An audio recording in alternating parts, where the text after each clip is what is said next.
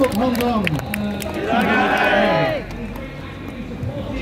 Today, for every freedom-loving person in every corner of the world, today is a day of mourning.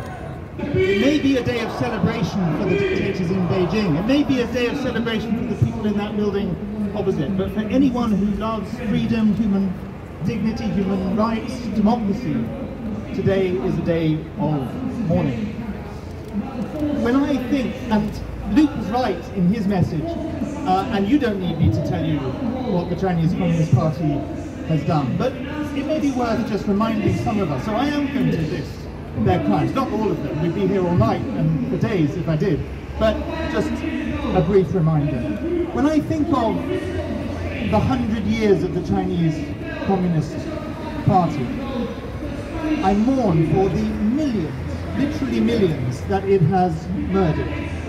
In the Great Leap Forward, in the Cultural Revolution, in Tiananmen Square, in the Uyghur genocide, in the repression of Tibet, in the persecution of Christians, in the persecution of Falun Gong, in forced organ harvesting, forced abortions, forced sterilization, forced slavery.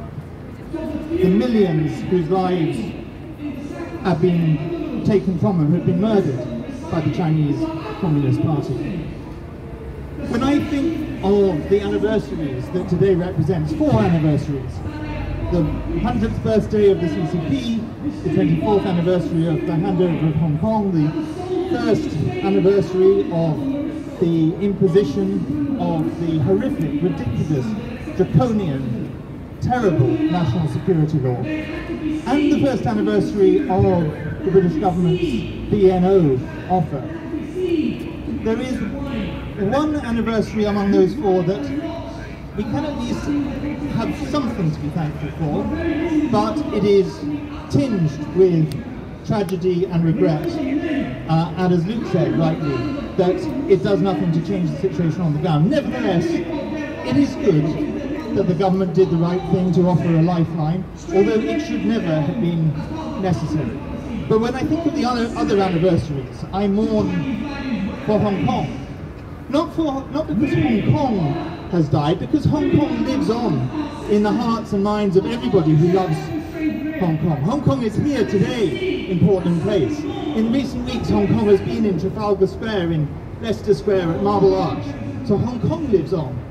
But the murder of Hong Kong's freedoms, democracy, human rights and the rule of law in total breach of an international treaty is something to be mourned. I think of all our friends who are today either on trial, in prison, or you who are in exile. I think of the death of the Apple Daily just last week. But today is not only a day of mourning. Today is also a day of action.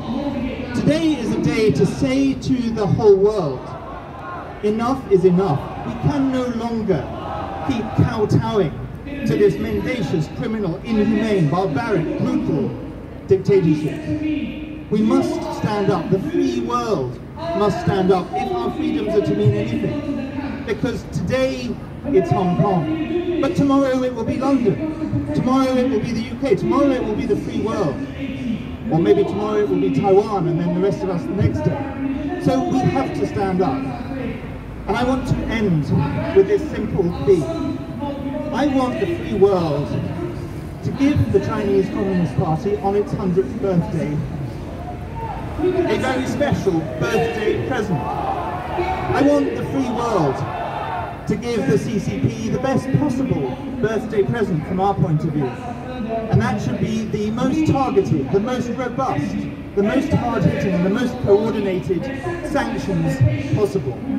We must urge the British government to lead democracies around the world, to coordinate, to stand together, not to act one by one, where the CCP can divide and rule and play them off each other, but to coordinate and act together, to sanction not just a few officials, which they've done, but to sanction every official who's responsible for the crimes I've outlined, especially for the destruction of Hong Kong's freedoms and the breach of an international treaty, and to sanction those enterprises in China that are complicit with this, those enterprises that are providing the surveillance state and that are complicit with the gravest crimes under international law.